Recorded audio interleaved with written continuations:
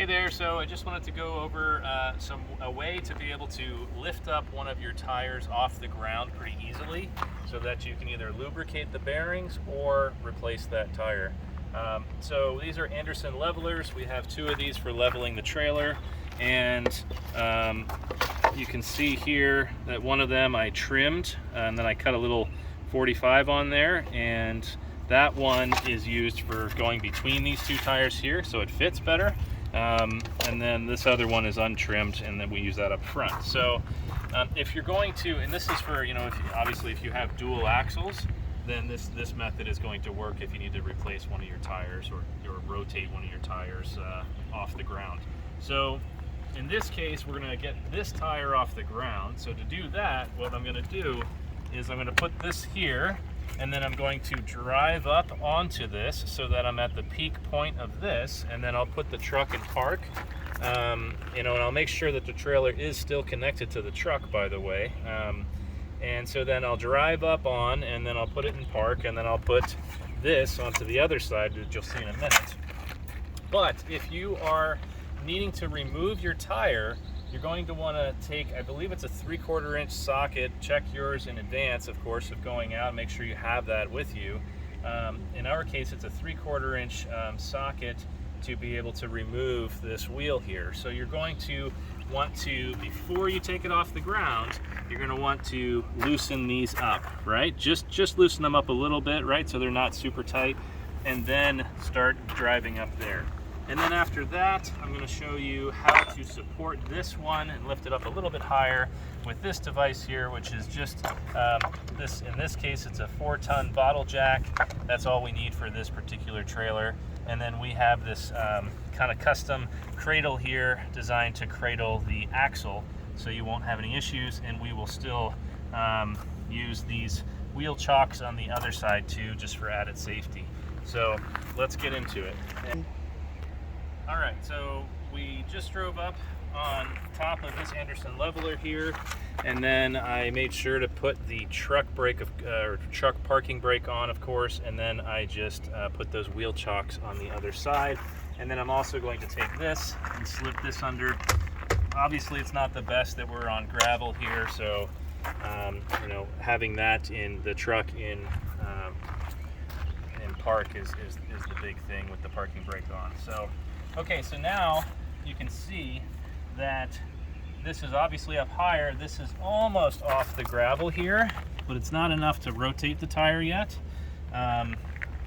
So that's where this comes in. And again, because we're on gravel, I'm going to take this, and this is something that we can actually, we're thinking about offering, having this made and offering this to you guys if you're interested. But basically, this is an adapter to fit onto any bottle jack, and it gives you that ability to just put it on and cradle the axle in a very, very safe way. Because otherwise, you just, on the top of this bottle jack, it just has this little 7/8 nub that's there, and you have that little nub, and then you want to put that on the axle, and that can damage the axle. That's why the manufacturer says do not put a pump jack on an axle, because it's that little point that everything is sitting on. But when you cradle it like this, you're fully supporting that axle. You're not going to have any issues at that point. So, and it's a whole lot safer like this.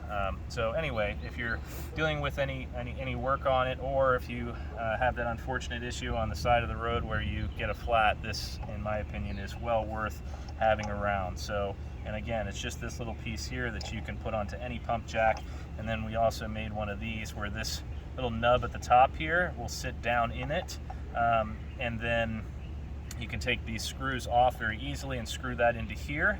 And then we also added some extra holes in here, so that way you can even screw from the underside, you can screw a 2x4 or 2x6 there, so that you're able to support a flat area like the I-beam underneath there, instead of supporting the axle. So this is also something that is a nice accessory to have. So in this case, I'm just going to get ready to pump this up, and it's kind of crimped a little bit here, and that's how you make sure that this is clockwise all the way tight.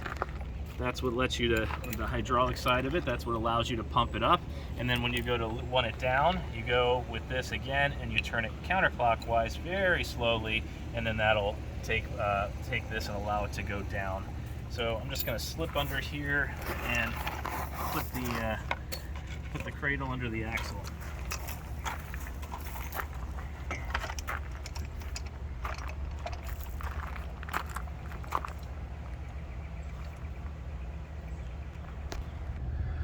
Okay, so now we have this sitting on top of a piece of plywood here to kind of stabilize it a little bit better, be a little safer. You could do a 2x4, 2x6, something like that. And then, in this case, I have it around there, and I'm just going to start pumping, and it's going to give it nice support, as you can see here. Gives it plenty of support around the axle. And we just want to lift this tire up enough to be able to rotate it. And as you can see, that's plenty right there. And we'll leave that. And then we'll come around here. And now you can rotate the tire.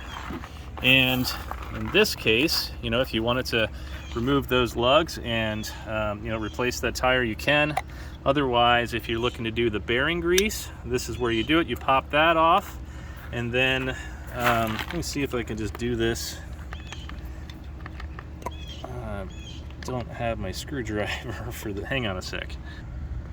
All right, so I'm back and just wanted to show you this. So got my screwdriver and I can just pop this out.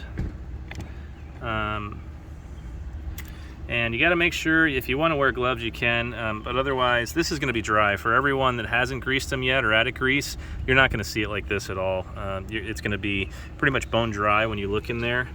And so just make sure that you have, you know, if you want to wear some gloves, and, you know, I like to take like a plastic bag from the grocery store and, you know, paper towels.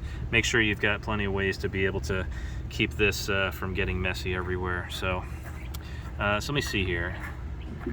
So if we zoom in a little bit, you can see right there in the center there is a Zerk fitting, and that's what you're going to pump grease into. You're going to hook your grease gun up to that, and then you're going to start pumping. I use that Lucas Red and Tacky. I've done the research, and that's what I use. I don't know what specifically the manufacturer says. In this case, this is Lippert, but that's what I'm always going to be going with is the Lucas Red and Tacky. That seems like it's a superior product. So anyway, so basically you take this grease gun. Thanks. You take this grease gun here, or any grease gun really, and you load that Lucas Red and Tacky in here, and then you just push it on like that, and it kind of makes like a little clicking sound. And then you want to put some pressure on it typically and hold it there. I haven't gotten, but I've heard that there's an accessory that you can get for this that's kind of like a quick release, and it actually locks it on. And that's definitely the way to go, because then you don't need to hold this. The tricky thing with this is that I need to hold this, put pressure against that, and then I gotta, if I don't have a helper, then I've got to find a way to kind of put my knee on it and then to start to pump here, right? And so, but as you're slowly pumping, you want to be rotating the tire. So when I'm by myself, I just take this tire and I give it a good spin, and then I'm pumping in there, and you just keep, and I'm not going to pump a whole bunch here, but as you're pumping, if this is your first time doing it and it looks dry when you look into that hole, it's going to probably take 30-40 pumps before you start to really get anything coming out. And so then it's kind of tricky to get off sometimes.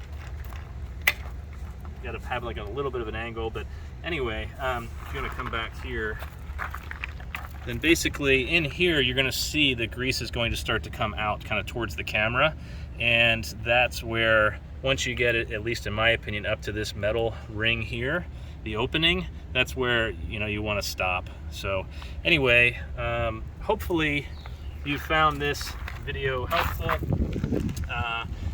The Anderson levelers are, in my opinion, excellent, easy way to be able to get this, any one of your tires off the ground if you have a dual axle trailer. And let us know if you're interested in the extra parts there that we put together for that bottle jack to kind of keep extra safe with that. So thanks again.